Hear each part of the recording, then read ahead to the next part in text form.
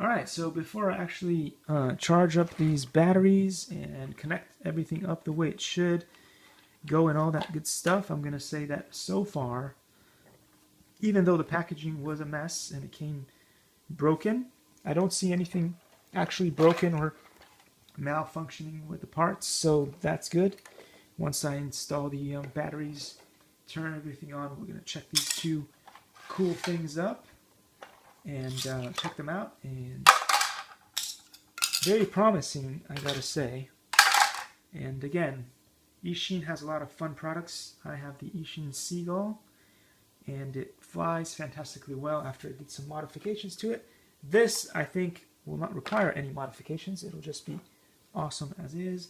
And I think the same thing will go for this one. So, yeah.